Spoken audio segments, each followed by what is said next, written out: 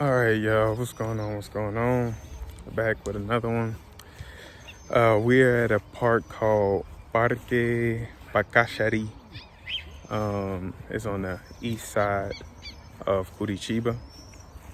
This is the most east I've been of the city. So there's still a lot of the city that I don't even know. I'm talking about, hey, I need to check out other cities in Brazil. I maybe know half of Curitiba.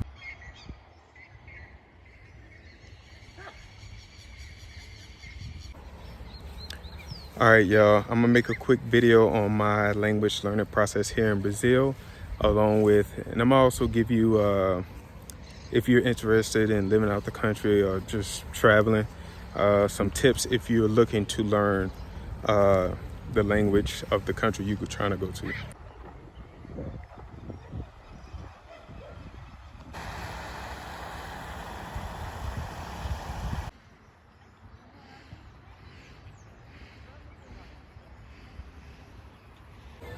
All right, what got me interested in the language in the first place? First off, some years ago, I met some Brazilians and they were speaking. And at the time I was learning Spanish and I was listening to them. I was like, oh, snap, I can understand a little bit. So it made me look up, how close is Spanish and Portuguese, Come to find out, I looked at an article. It said, I don't know how true this is, but that they were 60% alike, but it's the other 40% that you got to go hard on, and that could kick your butt. But anyway, and then I also discovered that it's not only spoken in Europe, but it's spoken in Africa. A couple of countries have Portuguese as the main language, and God willing, one day I would like to go to Africa for an extended period of time.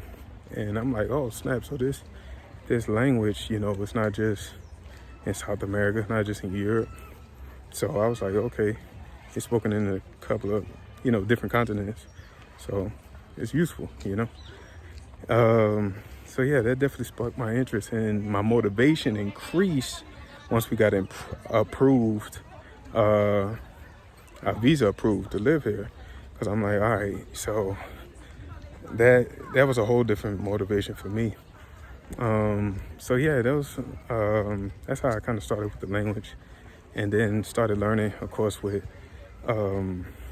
reversal Contexto, Google, YouTube, Netflix, using the subtitles, an app called HelloTalk, a little language exchange, So stuff like that definitely has, and it's still helping me today because I'm still learning.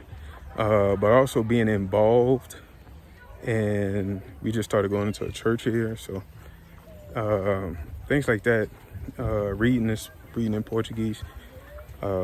Those things are definitely helping me with my Portuguese and my language learning process.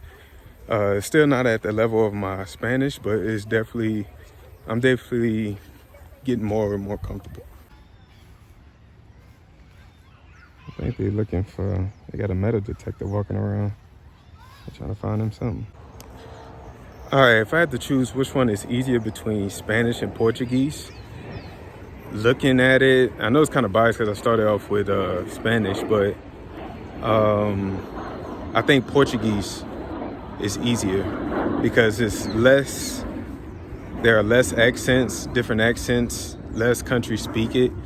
And a number of things, it'll be too long of a video if I go deep on this, but there are a number of things that is done in Spanish. You don't have to do it in order to be understood in Portuguese. So to me, the conjugations of verbs and stuff are a little bit more complicated in Spanish. And what else? Yeah, I think it's the fact that it's less countries that speak it. Because when you there's over 20 countries that speak Spanish, so everybody got a different accent, and the Spanish is a little bit different too. When you go around Paraguay, Argentina, they speak a little different, so it makes it a little bit more challenging. And plus, I think it's one of the fastest languages, spoken languages.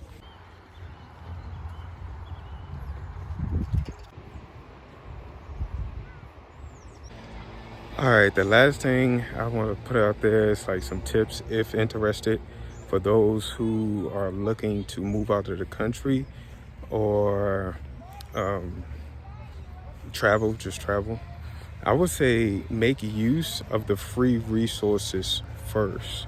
Wear those out before committing to any school,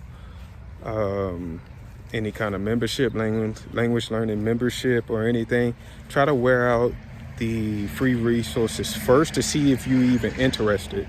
Now, granted, I understand everybody's a different learner. Some people may need others to teach them, like one-on-one, then by all means. But like I said, there's a language exchange app called HelloTalk.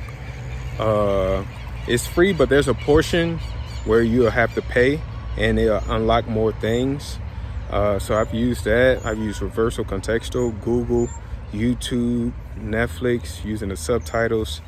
And so, yeah, I know there's many motivations for you to learn a language, especially if you're moving out of the country, and whatever the language is of the country that you're going to, you're going to want to be able to communicate, with people, involve yourself maybe in whatever, but also for emergencies, going to the restaurant. And if you're going with a family, you want to be able to speak on behalf of your family or whatever. So there's many motivations. And then, it'll help with making friends too.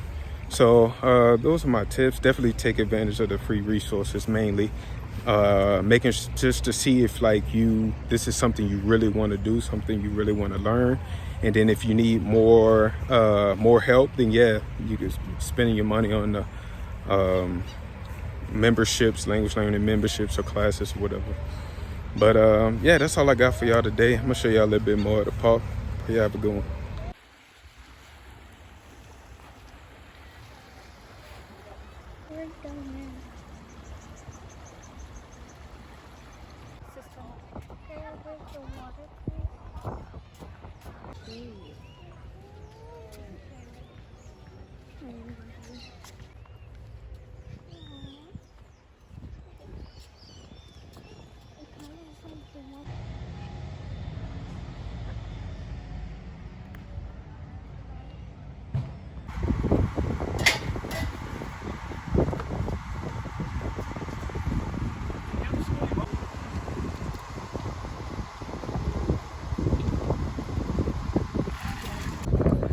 Had to.